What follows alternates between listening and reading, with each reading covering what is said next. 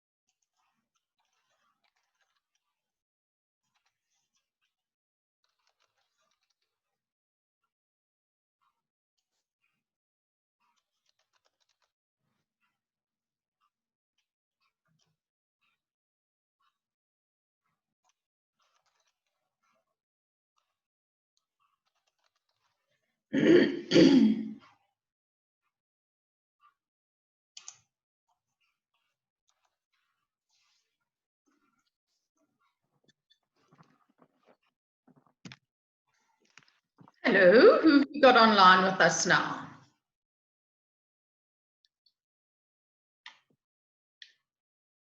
Hello. Hi, Charlotte. Looks like it's just myself and Nicole, I think. So far. How are you doing? I was having this awesome quiet week, and suddenly all the work came this morning, and I'm like, no, go away. Friday is tomorrow. Shame. No, that's fine. Okay, I'm going to go live now on Facebook. I have tagged you as well. Let's just see. Hopefully you get on the, okay. Right. Edit title. Okay, edit title.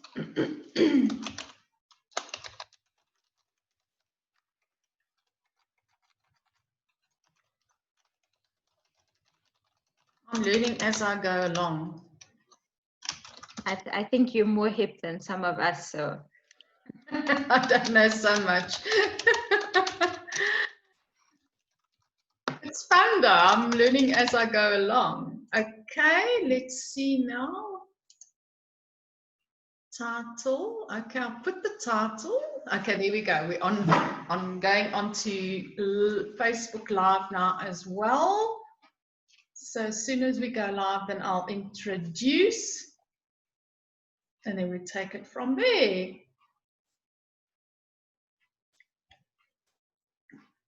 There we go.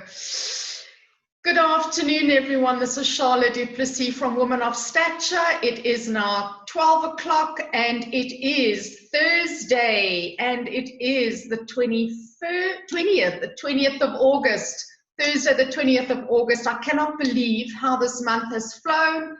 It's been like a roller coaster, a whirlwind. It's been incredible, and I've just had so much fun. And every afternoon over the past 3 weeks, I have been interviewing incredible women, phenomenal women, remarkable women who have made a contribution, a chapter contribution to the book, Forgotten Woman, the South African Story. Now, why, do you ask, do we have this book? Well, it's simply our way of paying forward.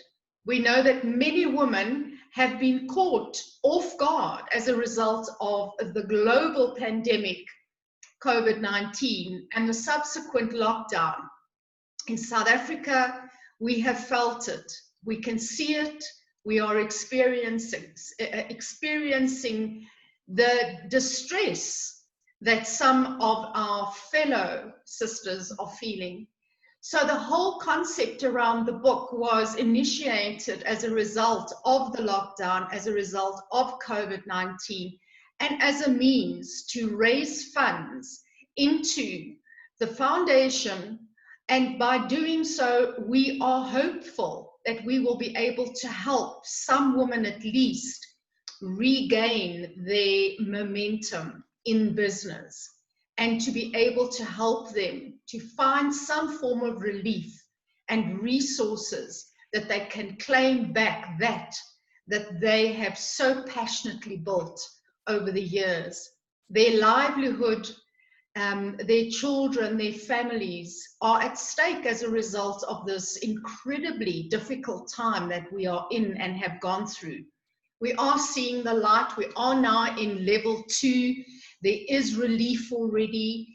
The economy is opening up more and more, and we say thank you very much to our president, who has been wise enough to take the necessary precautionary measures.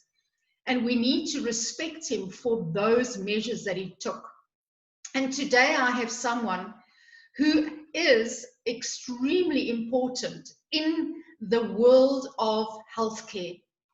And she's an advocate for healthcare and the health system in South Africa.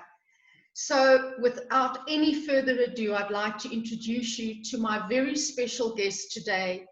She's not only an incredible human being, but she's very resourceful as well. And she's involved in many aspects of just the development within South Africa and within the African continent of many of our young people. So Shakira, so wonderful to have you with me.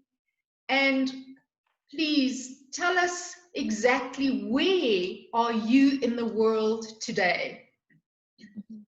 So Charlotte, good afternoon to you and everyone who's just checking in. And, you know, it was just such a nice reminder to hear you say that this book was born out of the pandemic. So sometimes, I won't lie, I feel very down during the pandemic.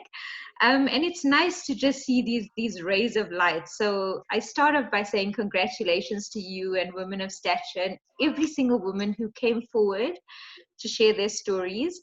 At the moment, because of the pandemic, I'm sitting down in boring Johannesburg, getting over the cold. Usually I'd be in some other part of the continent just loving it. It's not that I don't love South Africa, but Johannesburg specifically is such a concrete jungle. I miss the beach and the mountains and life in general. Well, South Africa, you have spent a lot of time outside of the borders of South Africa, I know.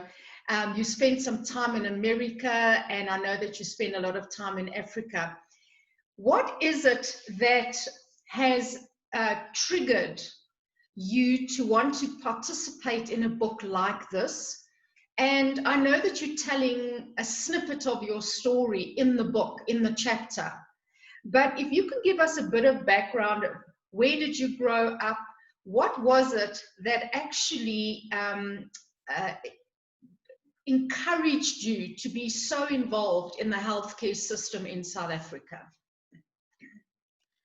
And so, Charlotte, I think there's two things. What made me want to contribute to the book is I can never say no to you.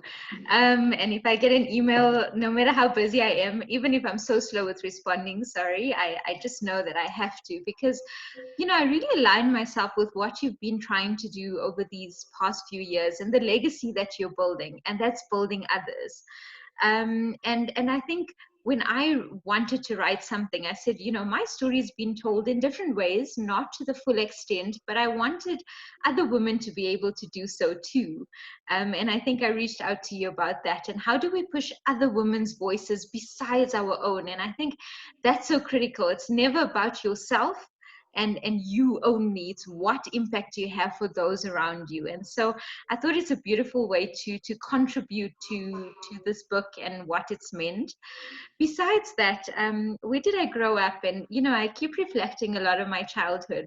And I think that at the time when you go through difficult circumstances, you think that this is the worst. You're sort of embarrassed at times sometimes, or you even think, you know, I wish I had this better life. But I guess there's some truth to this. Getting older is wiser. And as I reflect, there's nothing I would change about anything, because I think they're all very important life lessons. I grew up in a tiny, tiny town known as Roodepoort. The apartheid system put us into spatial areas according to our race. So I live in the tiny Indian community. I hate the term Indian and racial classifications, but in this little Indian community where my forefathers came to as early as the 18th century.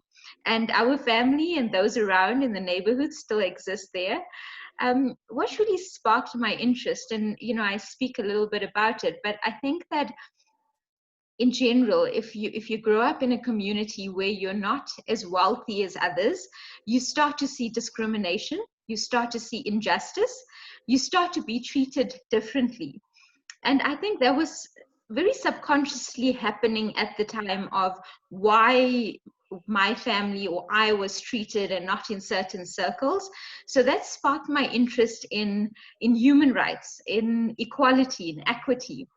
And then, of course, you know, my father's just been, oh, and I better not cry, I always cry, but he's been such a central role of my entire life. And on two fronts. The one is because of his multiple chronic conditions, I grew up with him, with some of my siblings in the healthcare system, and experiencing it firsthand in South Africa, but not just the public system, as he went through the private system at some point a few years ago, and starting to look at the differences in the healthcare system and knowing that something is fundamentally wrong, and how do we start to shape that? That's the one. But again, you know, I talk about my dad a lot because he would take very interesting articles out of the newspaper every day for me, and we'd sit down and we'd chat about world issues and issues of discrimination, issues of poverty, and this was our every single day conversation. And I think that sparked my interest, not just in healthcare, but creating a better world. And I'm going to stop there. I'll carry on for 2 hours.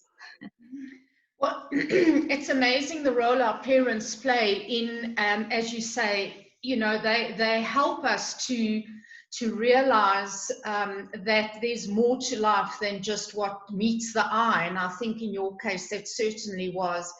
So in terms of, you know, your father played a tremendously important role in your life.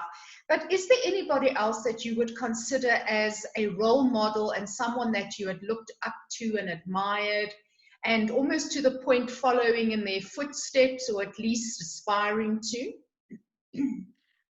It's different people. I don't pin it down to one person, and I think it happens at different parts of your life. So I speak a lot about my dad, but I think that my mom, for example, taught me the principles of honesty and humility, and what gender equality is, because seeing her do all the household chores, now that I do it, I think, oh my God, I wish I also got paid for this, you know. So I think my mom's played a special role on the personal front. Outside of the family as well, I think that I was always inspired by what South Africa achieved in 1994. And specifically the apartheid stalwarts of the veterans. And one of my favorites, and who I've got to be part of the program, was Ahmed Kathrada. And watching his humility is something that taught me a lot about leadership. He would never go into a room and announce that he's there, or expect security guards, or expect people to run around him.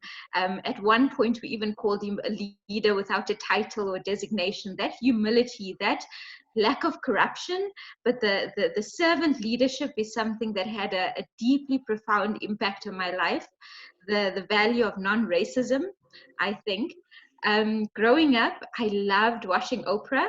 I think Oprah is just Yeah, we were talking about talk shows, and one day I'd love to have my own talk show just like Oprah. So again, there's so many different people that are around you that you find and inspire you. Sometimes it's mentors such as you, Charlotte, and sometimes it's also people that you get to know a little bit. And I was very lucky on Women's Day last year. I got to go with Sophie de Bruyn, who led the Women's March in 1956. I got to go with her to the cemetery to women's graves, women leaders' graves in South Africa, and we struck up a friendship. So it's different people in different spaces that inspire me. I don't bring it down to one person. Do you agree that one should have more than one mentor? Because I think a lot of these women you're referring to, and as you're talking about mentoring and looking up to them and that, do you believe in life that you should have more than one mentor? I think so. And I think, there's, even when I wrote this chapter for the book, I wrote about very difficult circumstances that I was in, whether it was the workplace or professionally. And I don't think I've ever gone out there and asked you, Charlotte, will you be my mentor? Or asked Vicky Tellis, who's maybe listening in or not listening in, will you be my mentor? I think these things, I've been lucky, they've just happened. But I think that everybody brings such a different dynamic. So, for example, I've benefited from having trusted people in the healthcare system. But as you go through your career, you realize that health doesn't just happen by itself. You have to have different mentors in different spaces. And each of them bring value. And there's so much of power in not focusing on the negativity, because there are people who want to bring you down and there are people who bring negative forces into your life, but then there are people who bring positive forces into your life. And so having more than one mentor and these positive forces is everything in building a person. That's so true. I do make that suggestion to many of the ladies I know, to say that you can have a mentor in every aspect of your life, because every role is different. And I think women especially are very multifaceted. We are, we tend to have to multitask and be different things to different people. So getting back to your role in the healthcare system, but there's another role that you're playing, and I'm just going to read here very quickly, moving from being a researcher into the civil society place, and then against all odds selected to serve in the African Union. Please tell us more about that role in the African Union. Mm-hmm. Charlotte, it was about 2 years ago when I interviewed for the role. And the way I got it is I sat down with young people in Accra one night in Ghana, and they said, Shakira, you must apply. And I took their leap in faith of confidence and I actually applied. I must say that for me, being on this continent, working on this continent, loving this continent, it was a dream come true. And again, I'm talking about positive forces because I like to focus on people who just give you that positive mindset. And a friend of mine from 2015, her name's Marian Osiwu. She's actually Kenyan, but grew up in the UK as well. And Marian has this beautiful, silky, velvety voice. And she calls me up in her beautiful UK accent. And she says, Shakira, what's inspirational is that you were not born into this life of privilege, or you weren't, nobody gave you the silver spoon. You there because I know how hard you've worked and I know the heart that you lead with. And I think that's very important. When you do things, what's your intention and what do you want to do? And for me, I went in with all the hope of this continent, but unfortunately, and I'm very honest about it, is the role is simply not what I envisioned. I thought I could begin to change the continent. Instead, I was met with bureaucracy. I was met with typical government sort of people. And just this year, I actually took the African Union on. And if I can use the word, I was shit scared, worried about my safety. People don't realize that to stand up, you face the risk of maybe your career being impacted. you face the risk of safety as a woman. You face a lot of risks, but I go back to what I said earlier, that if you start to focus on yourself and not what you're supposed to be doing, then you're not in it for the right reasons. And so it wasn't just me, 2 or 3 other colleagues, we got together and we actually got flown to Addis, and we told top people at the AU exactly what we thought of them and what we thought of these roles and what a disappointment they were. And it was. And it started to shift something, not a lot, but I think just to speak about it is that you can't get into a position and say, wow, I'm here to benefit and I'm here to take all the prestige and the credit that comes with it. But there's times in life where you have to push accountability. And for me, this was a test of my character and my leadership and an internal struggle to say things are not right. You can't appoint young people and give them nothing meaningful. What will that achieve? So in essence, it's been a little bit of a disappointment, but I think it's also a learning experience. And it's built me to be stronger. So there's nothing I would change about it.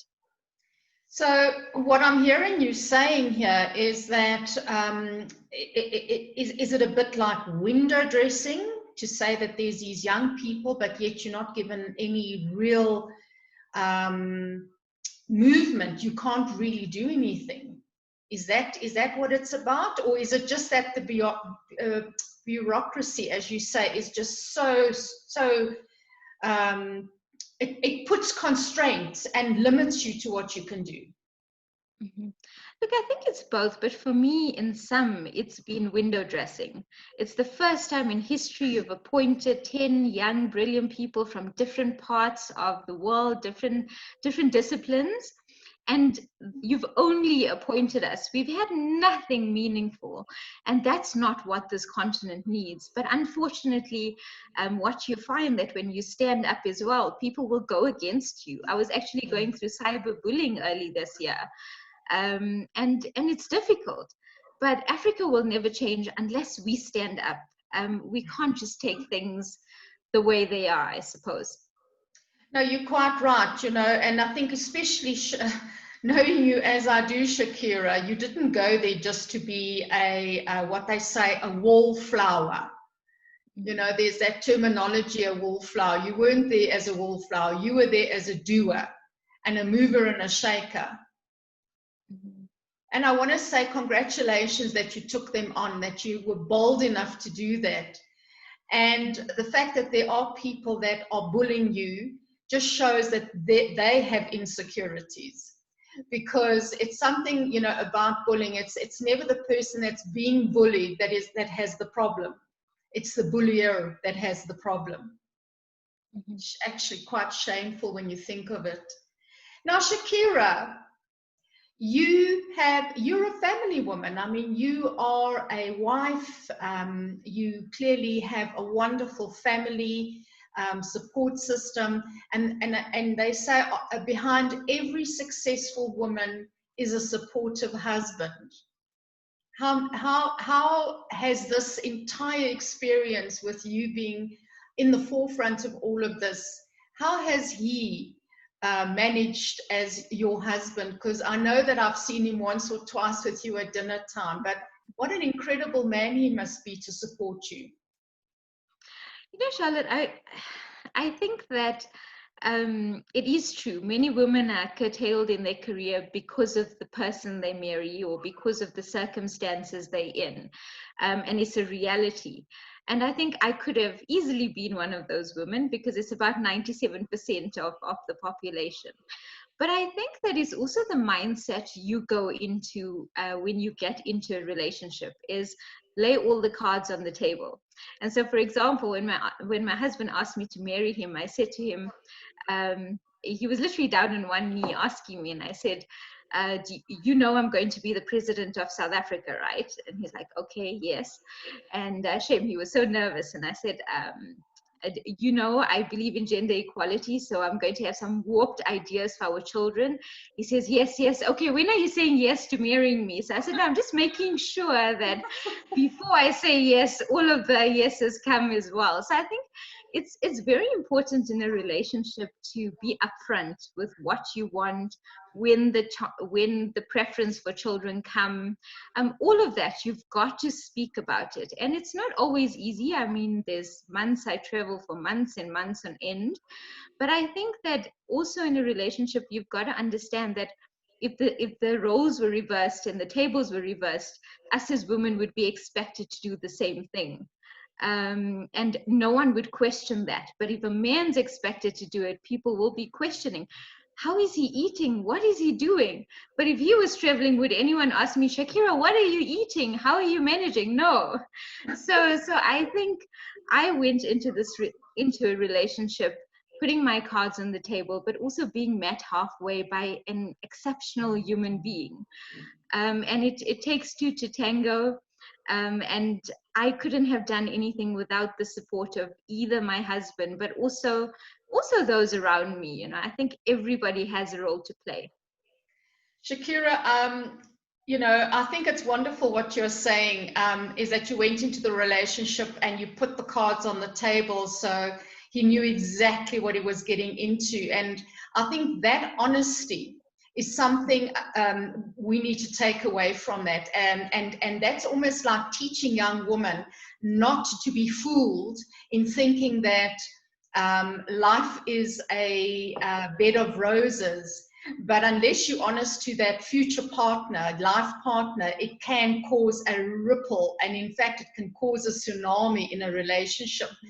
Now, you know, you made a statement now, and of course, that statement you made to him on the day that he proposed to you, that you will be the president of South Africa.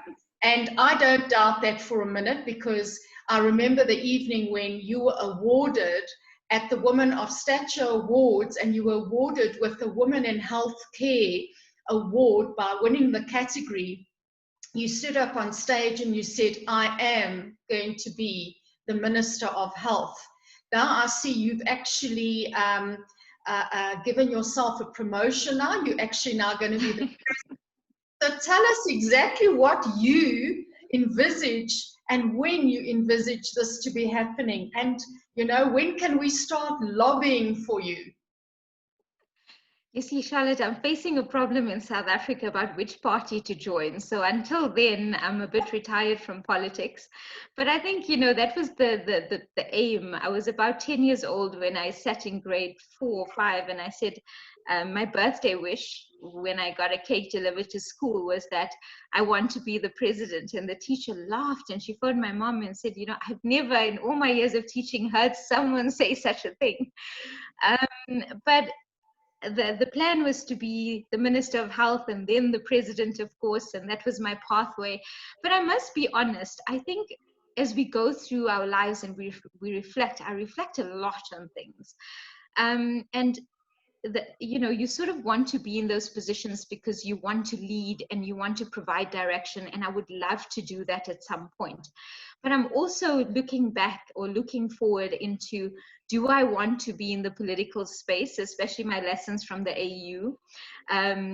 Do I want to be doing this a certain way? And I think it's hard to plan. I had this big plan, and you know, hopefully one day it will happen. But now I'm actually venturing on a journey of entrepreneurship, which I never thought I would. So life takes off in different directions in the way it's meant to. But I think it's not about what title you hold or what position you hold, like you do when you think you're younger. It's about, for me at least, what meaning am I creating? What impact do I have? Who am I serving? Am I changing South Africa? And I think that's changed a little for me. I'm no longer interested in that title and that position. It's about what can I really do? That's for me the next decade from 30 onwards. Well, I can tell you something. If you look across the world at the moment and you look at what is happening in the world, and I heard somebody say that quite recently, I actually listened into a webinar by a very, very highly qualified man who looks at this, you know, the world economy and the strategy. And you know that he has predicted that the next government of South Africa will be headed by a woman. That is his prediction. He reckons that, I think it's in 2024, when we have our next election, he predicted there was going to be a completely different party altogether. And it's not ANC and it's not DA and it's not EFF, but it's actually going to be headed by a woman. So I was almost wondering if that was going to be you, and that's why I asked the question. But jokes aside, or not jokes aside, because that's not a joke. That's something we need to look at seriously. But tell us a little bit about your experience winning that Woman of Stature Awards and it was at that time we called it the Woman of the Year and Women in Healthcare. How did that shape your career? Because I see that you mentioned it, that it's actually shaped your career. So how exactly did it do that? And obviously it's wonderful for me to be alongside you in that journey since then, and it was 2017. I think the very fact, Charlotte, that I'm sitting here talking to you is testament of what it's meant, you know, and that ability to contribute to society in different ways, not necessarily healthcare, but women's empowerment or learning from the best and interacting, networking. And I think that, you know, I want to take a little bit of a step back, because I think that sometimes people assume a lot, and it's not good to assume about anyone. That's the stance I always take. And I was talking to a colleague of mine when we were discussing about an HIV women's program in South Africa, and we were talking a little bit about what it actually means to get a little girl or a little girl from a rural space and have her play in this space that we're in, the policies, the conferences, and all of that. It really, at the ground and granular level, it entails making sure that the young woman knows how to speak, how to act, how to what clothes to wear. And unfortunately, it's just the environments that we're in. And I mean, behind the scenes, I was still doing my PhD at the time and earning very little. But you know, it was my dream to pursue my studies, and so I kept at it no matter the financial circumstances. And I got this letter which says to me, you know, you need to pay about 500 Rand or so for guests to come. It's this big high class event. And I'm thinking, oh my goodness, where will I get this dress from? And what am I going to wear? And how am I going to scrape together the few hundred Rands to bring one or two family members with, you know? And I think that's something we need to talk about, is the reality in South Africa, is that all women are not the same. And I'm a little bit more middle class than a rural person, for example, or a person who's born into extreme poverty. But I also face these challenges. And then I got this letter from you to say we'd have our dresses sponsored. I was so excited.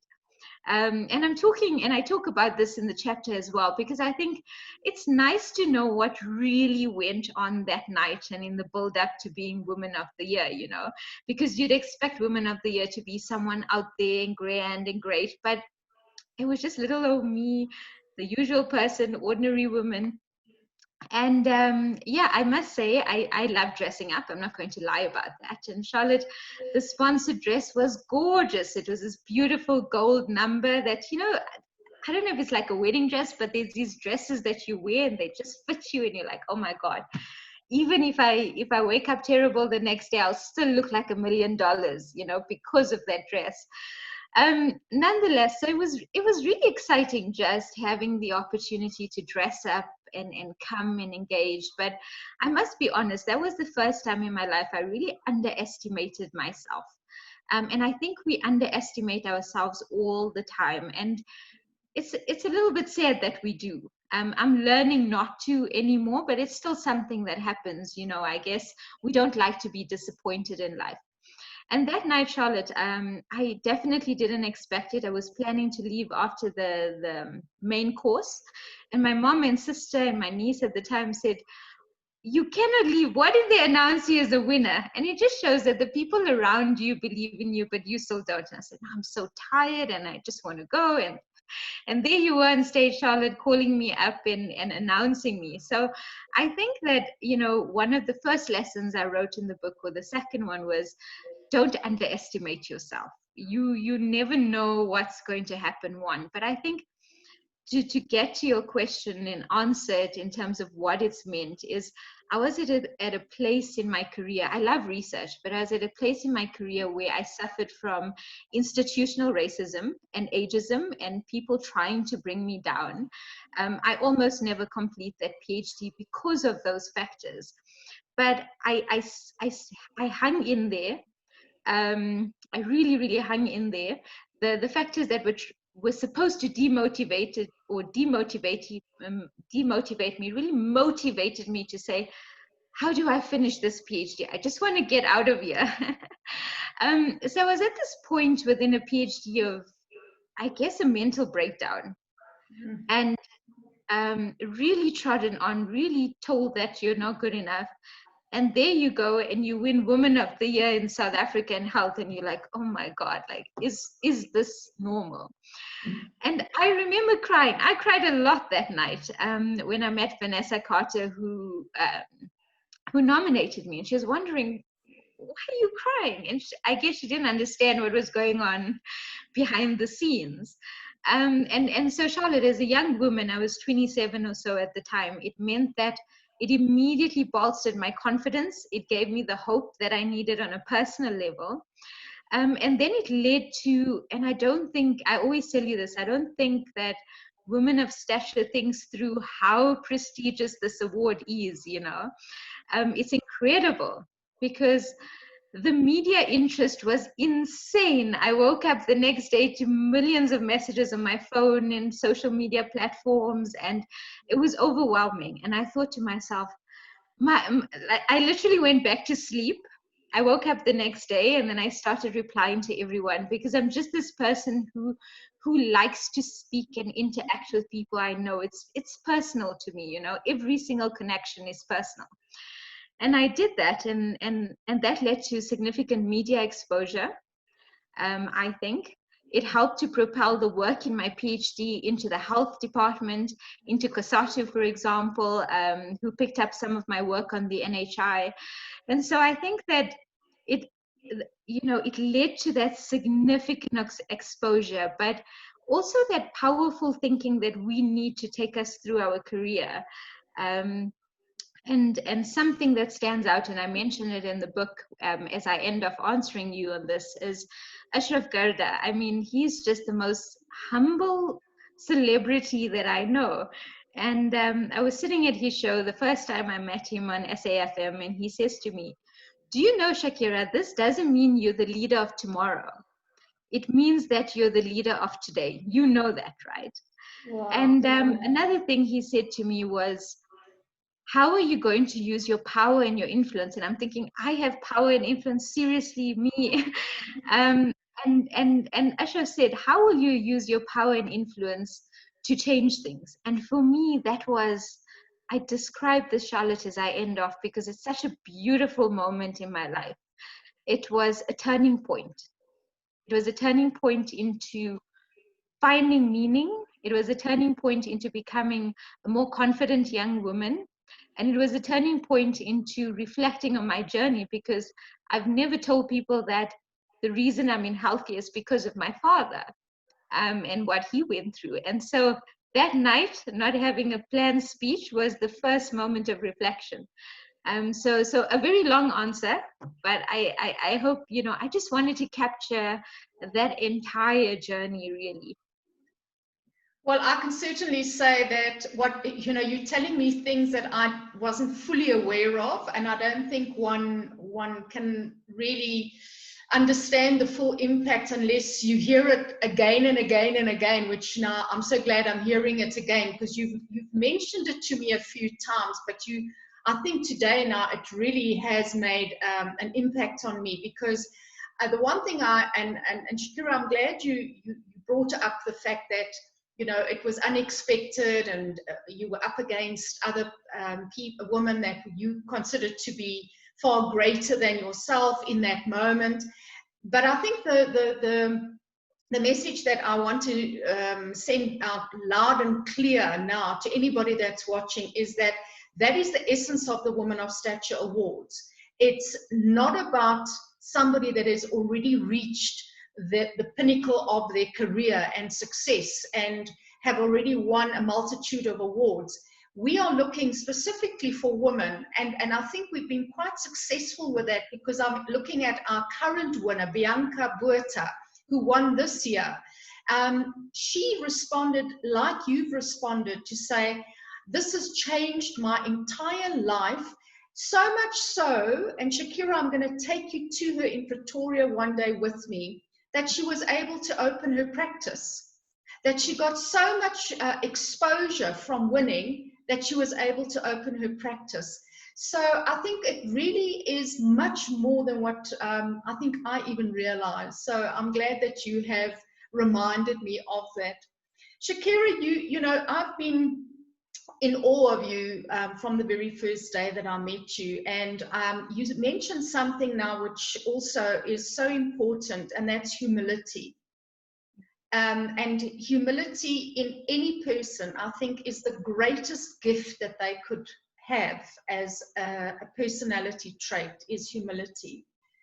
If you were president for one day in South Africa, just imagine now, you have that post in this country.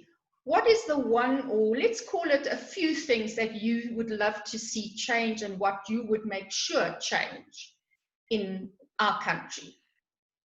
Oh, Charlotte, now you're getting me into politics. This is Am going I to be opening up a can of worms here?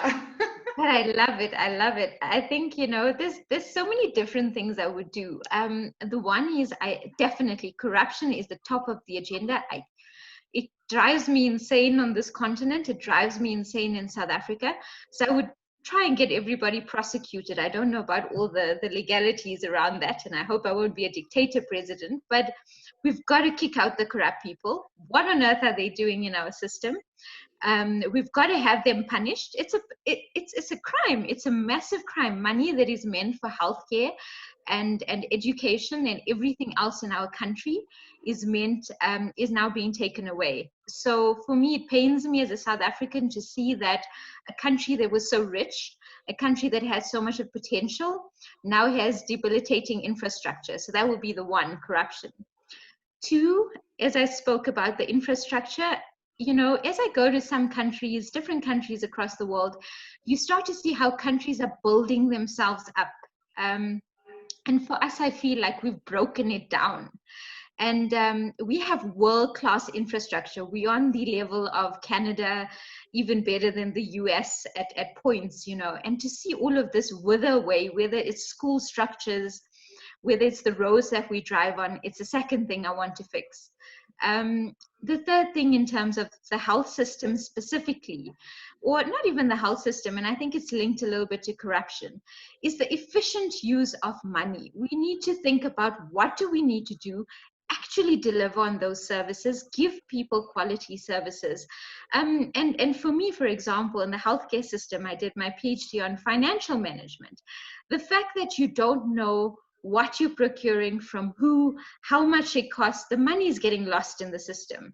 So the inefficient use of resources for me in South Africa is a problem. It's not even that we don't have resources. So it's a little bit linked to corruption. The fourth thing I do is, I don't want politicians to be leaders in this country. I want people who are skilled and expertise. So, you know, they have their expertise in the environmental sector, in the gender sector, in the business sector, and these people on merit should become the leaders in society. That would be 4. And the fifth one is linked to this political space, is you're not in there to make money. So for example, in Kerala, which is close to India, was a separate state from India, if I'm not mistaken. But in Kerala, I recall one of my sociology lecturers saying that politicians ride bicycles. So I think inculcating the leadership, the servant leadership, would be the fifth thing that I would do. Well, I'm hearing what you're saying, because I know that many people don't like him, but I think Donald Trump is a good advocate for that, Shakira, because here she's back. Because you know that when he took office, he actually said he doesn't need a salary from the US government. He is wealthy enough to look after himself. He just wants to be able to serve his people. And I think the blue collar folk are the ones that support him, because suddenly things started to change around. But wonderful to hear your sentiments around that. And yes, I think there's a lot to be said about what's going on. I know that our current president, President Ramaphosa, is coming down very hard on corruption, and you know, I obviously salute him for that, because he's definitely got an agenda there. But before we close off, we've got a couple of minutes still to go. What do you do in your spare time, Shakira? Because you're clearly very busy, but I'm sure you must have a couple of hobbies and some things. What is your fun moment in your life? I don't think you want to know, Charlotte. It's very basic things. But I'll be honest, I mean, you know, before lockdown and things like that, my parents play a very significant part of my life, and I spend a lot of free time, whatever free time I have, with either of them or both of them. And besides a little bit of squeezing in some family time, every single night I sit down and watch soap operas. Seven Delan, Scandal. Oh, I miss Isidingo now. So those are even if I'm in another part of the world, I'm watching Seven Delan. And it's even nicer when you're in another time zone, because you can catch Seven Delan at 2 o'clock or Isidingo versus, you know, 7 o'clock at night. So that's my little tell all. Traveling every single part of the world of South Africa is what I spend my time on. Every spare moment I have, even if I'm going for a meeting in Malawi or wherever it is, you will see at the end of the day, I'm going to try and go somewhere. And in South Africa, for example, I love going to places like the Cullinan mines and places people don't typically go to. We have such a beautiful country. And the last thing that I've been doing recently, and maybe the next time you interview me, Charlotte, I'll be in Hollywood, is taking up acting classes. So it's just beautiful. I love it. I love it. I do it for fun. But yeah, that's some of what I spend my free time on. I see that. I've been watching the space on Facebook when you're posting your different characters that you are portraying as an actress.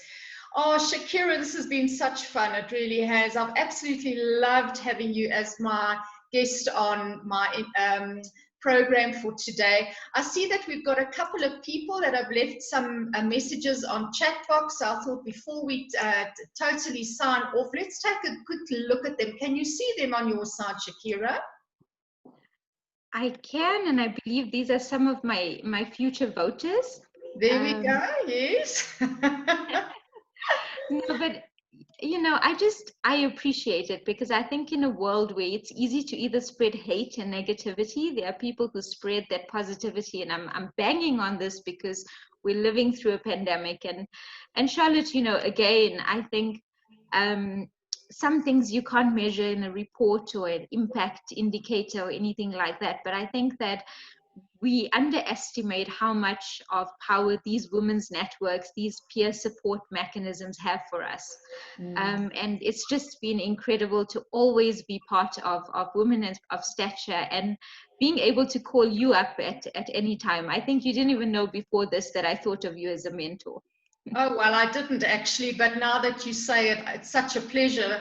And I'm sure there's a lot that we can still learn from each other, you know, because I say it doesn't matter how old you are, you can be mentored by much younger people, because younger people have a totally different set of rules. And I think I've learned a tremendous amount, especially over the lockdown period, in terms of technology, because my generation wasn't brought up with technology. So we can still learn a lot from our younger people.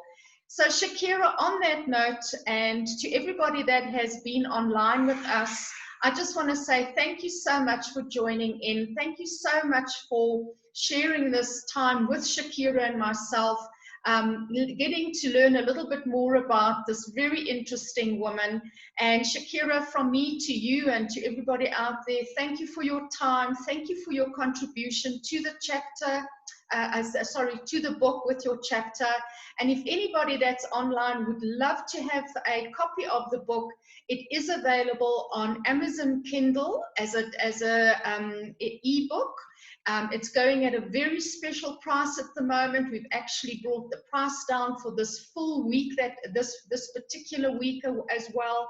Go online. It's Forgotten Woman, the South African story, and you'll be able to read Shakira's chapter and that of the other 14 contributors. And what is most important is that the funds, the sale of the book and the funds goes to the Forgotten Woman of COVID-19 project.